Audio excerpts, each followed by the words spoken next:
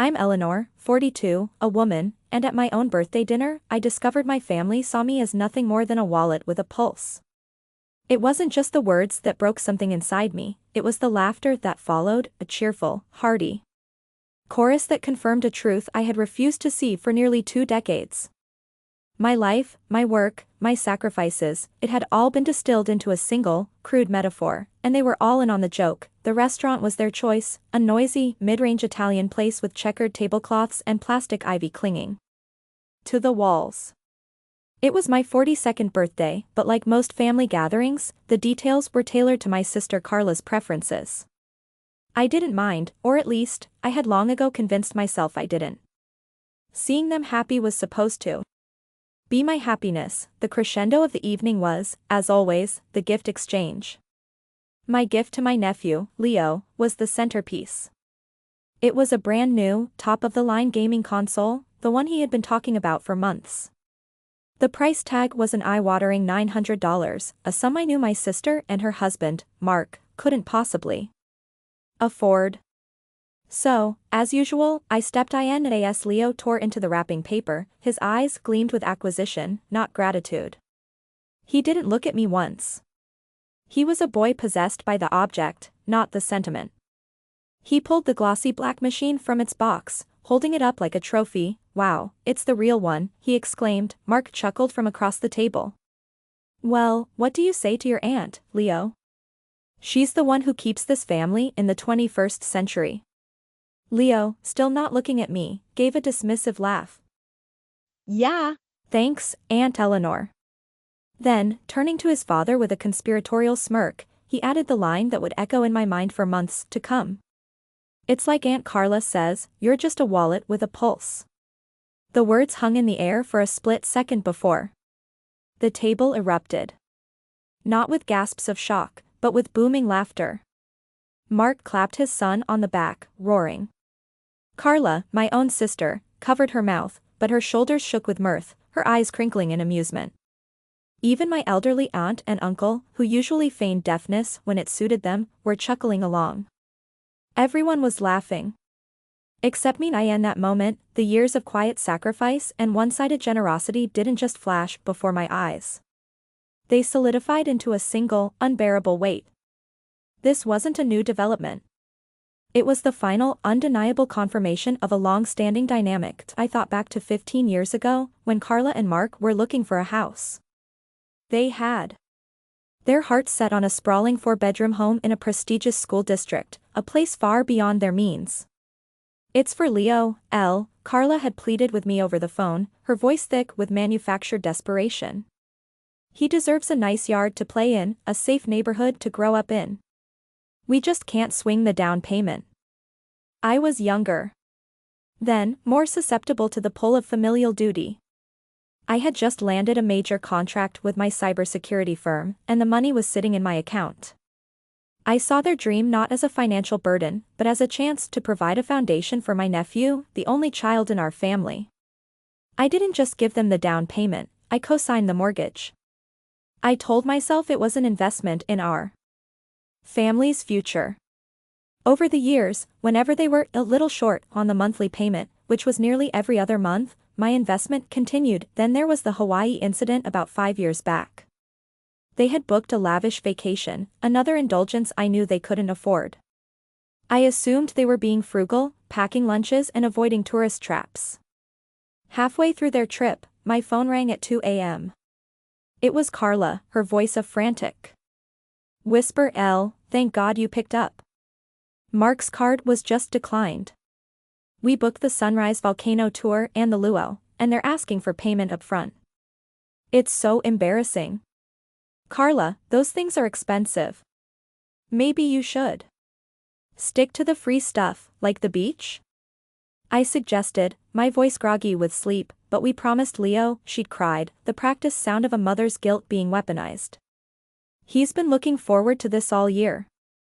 Please, we'll pay you back as soon as we get home. I just need about $5,000 to cover the rest of the week." I knew I would never see that money again, just like I never saw the money for the car repairs, the emergency dental surgery, or the new set of designer luggage. but I wired the $5,000. Because that's what I did. I was the family's safety net, the emergency contact, the silent benefactor to IT wasn't just the big things. It was the constant, draining flow of small expenditures that wove the web of their dependence. I paid their family cell phone plan because it was cheaper to bundle. I paid for all the major streaming services because they couldn't keep track of all the passwords. Every August, I was the one who received the list for Leo's back-to-school supplies, which somehow always included a new laptop and designer sneakers, and now, here we were. At my birthday dinner, which I was also paying for, celebrating a gift that cost me nearly $1,000. And their laughter was my reward. A wallet with a pulse. The metaphor was brutally, painfully accurate. A wallet exists to be opened. And emptied. A pulse simply confirms it's still functioning and ready for the next withdrawal, though I didn't cry. I didn't yell. I didn't even let my smile falter. I just sat there, the sound of their laughter washing over me, and in the sudden, quiet stillness of my heart, I felt a shift. It was the cool, clean click of a lock disengaging. A decision had been made, not by my conscious mind, but by a deeper, long-neglected part of my soul. The part that had just realized its pulse was its own. The laughter eventually subsided, replaced by the mundane chatter of dessert orders and plans for the rest of the evening. They were oblivious. To them, it was just a funny, off-the-cuff remark. A bit of harmless family banter. They had no idea that for me, it was a seismic event, a moment that had cleaved my life into a before and an after. I watched them over the rim of my water glass. Carla was showing Mark a picture on her phone, her expression animated. She was beautiful, my sister. She always had been. With her effortless charm and easy smile, she had floated through life, confident that things would always work out for her. I, the older, more serious sister, had always been the one making sure they did. I was the planner, the worker, the responsible one. I had always thought of us as a team, each playing to our strengths. Now, I saw it for what it was, a partnership.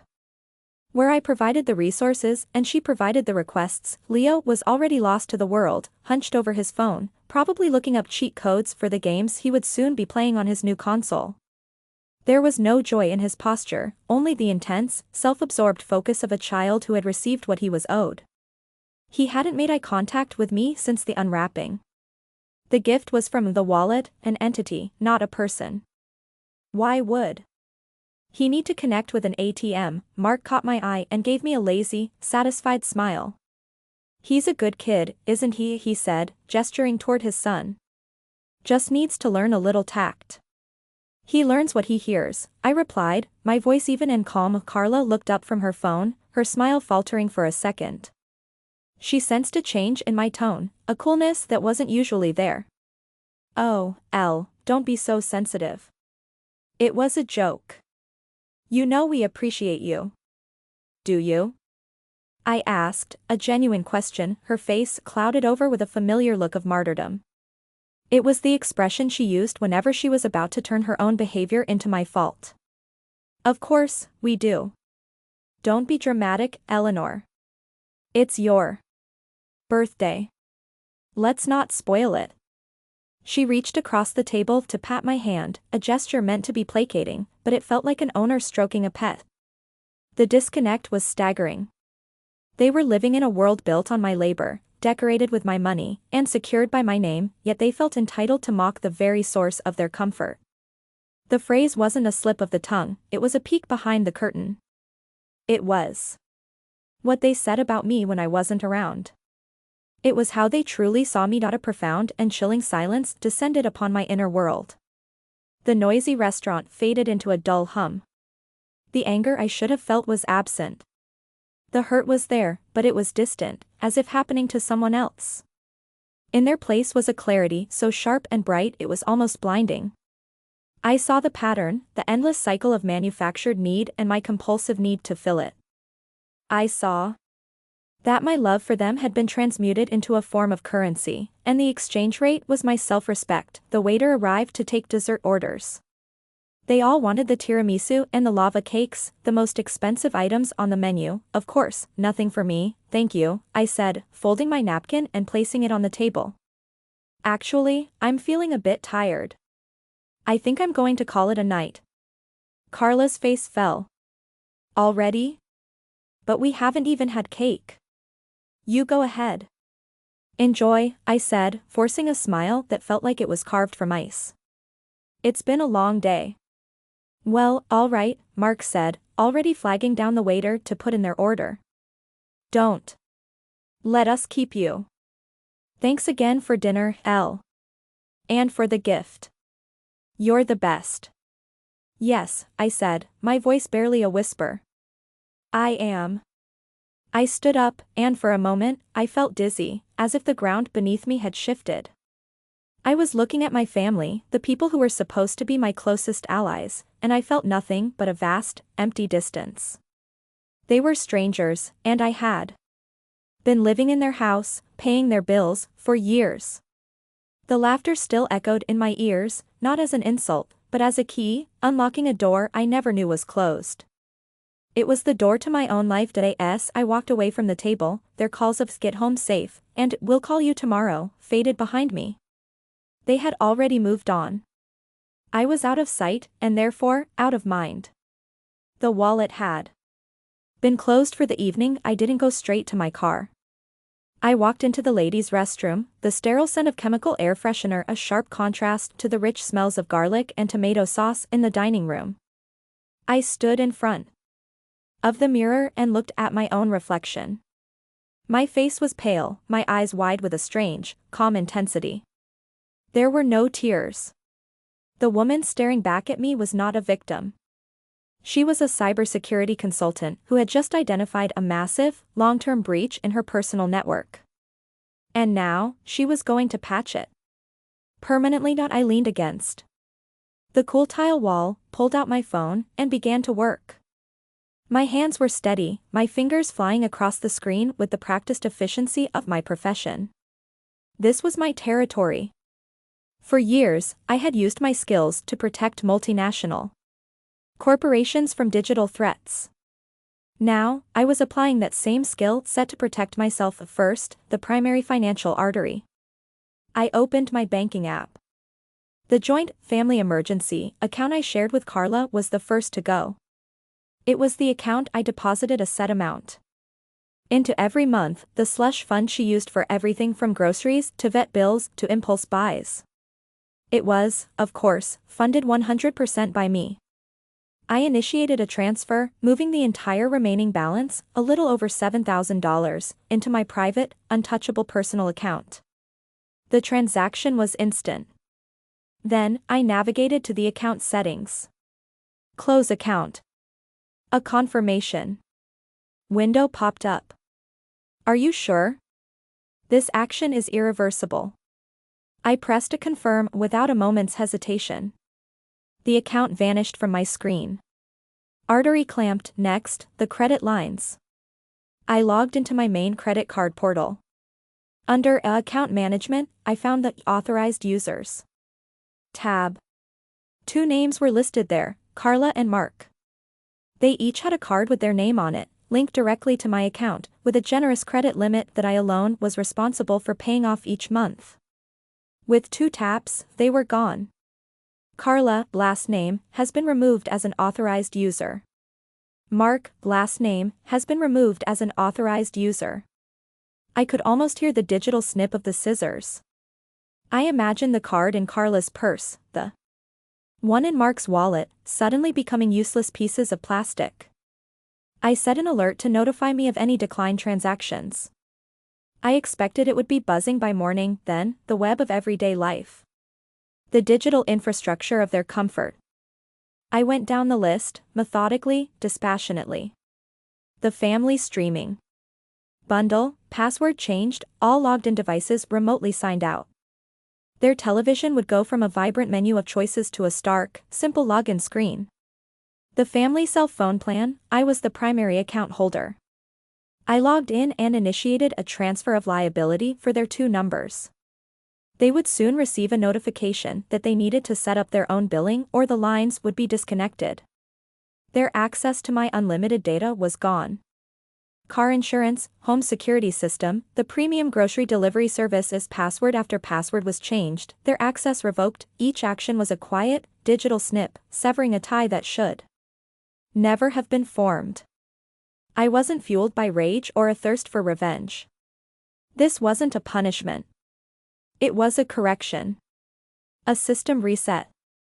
I was simply reclaiming what was mine, my money, my security, my name. For years, I had allowed my digital and financial identity to be tangled up with theirs out of a misguided sense of love and obligation. Now, I was performing a clean extraction. I felt a strange sense of peace settle over me. The anxiety that had been a constant, low-grade hum in the background of my life was gone. It was the anxiety of waiting for the next request, the next emergency. The next demand disguised as a favor. By shutting down the channels, I was silencing the noise. After about 15 minutes, I was done. I took a deep breath, tucked my phone back into my purse, and walked out of the restroom. The face in the mirror now looked different. There was a resolve in my eyes that hadn't been there before. The breach was contained. The system was secure. The wallet was closed. Now, all that was left was for the pulse to find a new place to beat. I paid the bill for the dinner, my last supper with them, though only I knew it, and walked out into the cool night air. The valet brought my car around, and as I slid into the driver's seat, I felt a profound sense of solitude. It wasn't loneliness. It was independence, raw and unfamiliar. The drive home was a silent movie. I didn't turn on the radio. The usual podcasts and audiobooks felt like intrusions from a world I no longer belonged to. There was only the sound of the tires on the pavement and the steady rhythm of my own breathing. My mind was quiet, the frantic calculations and emotional turmoil replaced by a single, unwavering purpose. I lived in a small, minimalist house that I had bought and decorated myself. It was my sanctuary, a place of order and peace in a life that was constantly being pulled into the chaos of my sister's family. Walking through the door, I was struck by how much of my life was my own, and how much I had willingly given away. The art on the walls, the books on the shelves, the quiet hum of the high-end server I used for my work, this was all me. This was the life I had built. And I had been letting them treat it like a storefront. I didn't waste any time. I went straight to my bedroom and pulled a single, durable duffel bag from the top of the closet. The act of packing was deliberate and swift. I wasn't fleeing, I was relocating. I packed my passport and other essential documents first. Then my work laptop and its accessories. My livelihood was my freedom. I added a few changes of versatile clothing, toiletries, and one sentimental item, a small, worn leather-bound copy of a poetry book our mother used to read to me. It was the only thing I had that felt like it belonged to a time before I became Carla's keeper. Within 30 minutes, I was standing by the front door, bag in hand. I took one last look around my pristine, quiet home. I would have a friend manage it, rent it out, or sell it later. For now, it was just a shell. My life was in the bag on my shoulder and the laptop at my side. I got back in my car and drove. Not towards the freeway, but towards Carla and Mark's house. Their sprawling, 4-bedroom home. My home, according to the mortgage documents I had co-signed. The lights were blazing, and I could see their silhouettes moving around inside. They were probably settling in for the night, full from a free meal, ready to enjoy their evening on the streaming services I had just disconnected. I didn't stop in front. I parked down the street, in the shadows, and walked up the driveway like a thief in the night. In my hand was a single, plain white envelope. I had prepared it before I'd even left my house. My fingers, steady just an hour ago, trembled slightly as I pulled a piece of tape from a small dispenser in my purse and affixed the envelope to the gleaming stainless steel door of their refrigerator. It was the one place in the house I knew they would look within the next 12 hours. It was their central hub for snacks, drinks, and easy gratification. It seemed a fitting place for my final message. I didn't linger. I walked back to my car, the gravel crunching softly under my feet. I slid behind the wheel, started the engine, and drove away without looking back. I had no destination, no plan beyond putting as much distance as possible between my past and my future. As I merged onto the interstate, I reached down, turned off my personal cell phone, the one they had my number to, and dropped it into the glove compartment. I then powered on a brand new, unregistered burner phone I'd bought for cash weeks ago, a professional precaution that had suddenly become a personal necessity. The road unspooled before me, a dark ribbon leading to an unknown horizon. For the first time in years, no one knew where I was. No one could call me. No one could ask me for anything. I was just a car moving through the darkness, a woman with a single bag and a full tank of gas. I was a wallet no more. I was just a pulse. Beating steadily, driving into the quiet dawn of a new life. I spent the next 2 days in a nondescript motel 3 states away. I didn't need to imagine the chaos erupting back home, I had anticipated every step of it. My professional life was about predicting system responses to breaches, and this was no different. The first alert would have been small. Carla, perhaps, deciding to do some late-night online shopping, would find her card declined. She would assume it was a glitch, a temporary error. Mark might try to buy a new game online for their brand new console and face the same digital rejection. Annoyance would be the first stage. The next morning, the real panic would begin. Leo, waking up to find the Wi-Fi connected but Netflix demanding a password they didn't have, would be the first to sound the alarm. Carla, on her way to the grocery store, would have her card declined again, this time in public. The embarrassment would curdle into anger. She would try to call me, her first instinct always being to outsource her problems to me. Her calls would go directly to voicemail. Her increasingly frantic texts, first annoyed, then worried, then furious, would go undelivered. The green bubble of iMessage would turn to the stark green of SMS, a clear sign my phone was off. This would be unprecedented. I was always reachable. I was the 24/7 support line for their lives, so IT would be Mark, probably, who would finally spot the envelope on the fridge. He'd be looking for a drink, annoyed that his life was suddenly full of minor inconveniences. He would tear it open, expecting an explanation, maybe some cash for their troubles, but there was no cash. From my quiet motel room, I could picture the scene with perfect clarity. I could see them gathered around their kitchen island, the one I paid to have installed. They would pull out the thick sheaf of papers. It wasn't a letter, not at first. It was a spreadsheet, page after page of crisp, clean, itemized data. It was the work of a forensic accountant, which, in a way, I had become for my own life. Date, October 2008. Item, down payment, for bedroom house. Amount, $85,000. Date, June 2012. Item, emergency roof repair. Amount, $12,500. Date, August 2015. Item, orthodontics for Leo, Phase 1. Amount, $4,800. Date, March 2019. Item, Hawaiian vacation loan. Amount, $5,000. Date, recurring monthly. Item, mortgage shortfall, EST average.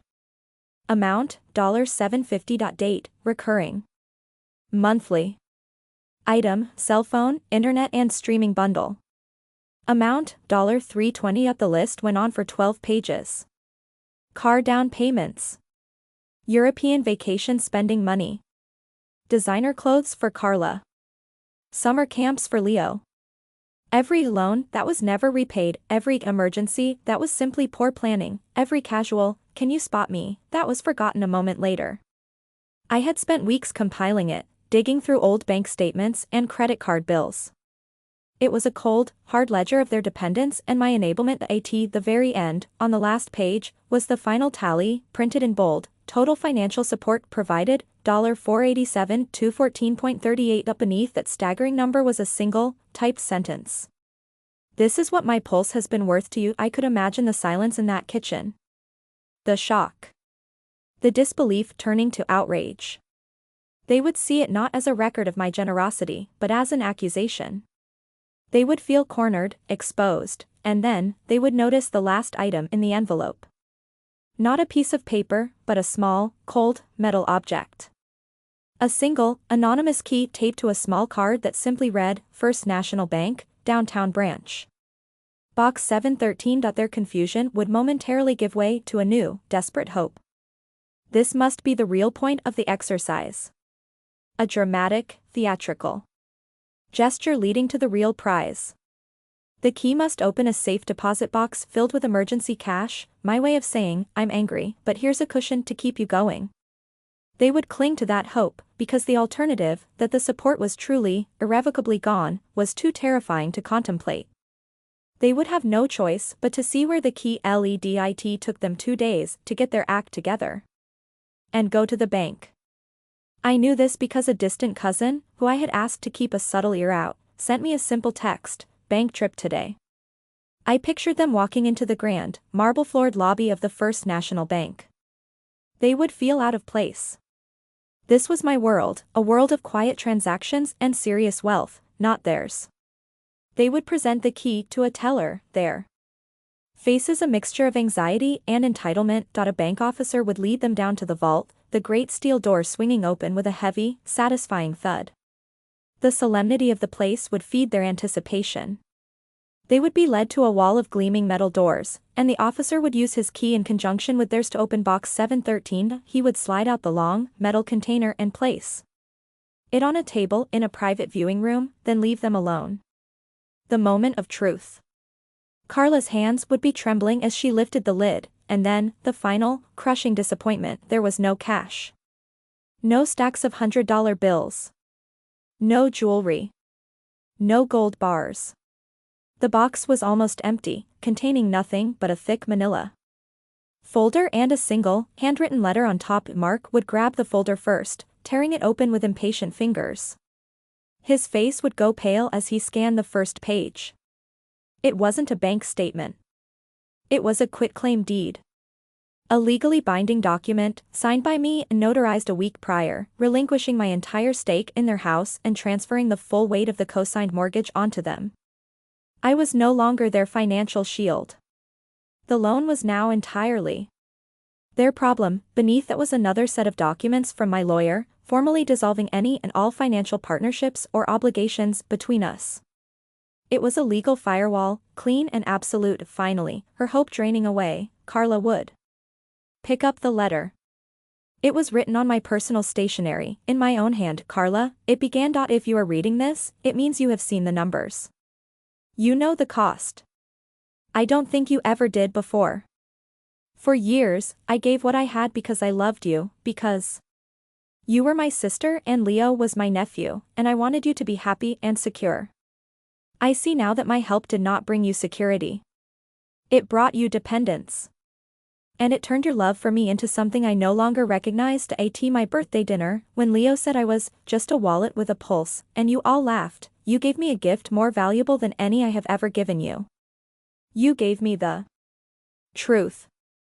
You showed me how you see me. Not as Eleanor, your sister, but as a utility. A resource. An endless font of money that allowed you to live a life you were not earning. A wallet can be closed. And a pulse can decide it wants to beat for its own reasons, in its own time. My pulse wants to feel the sun on my face in a new city. It wants to beat faster because I'm excited about a new project, not because I'm anxious about your next financial crisis. It wants to be my own. The documents in this box are not a punishment. They are a gift. They are the gift of responsibility.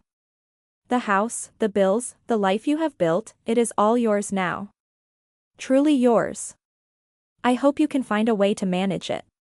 I hope you find the strength I always knew you had, but that I never allowed you to discover for yourselves.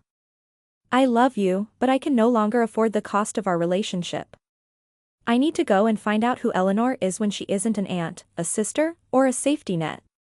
I need to go and live for myself. Goodbye. Eleanor. I imagine she would have read it aloud, her voice cracking.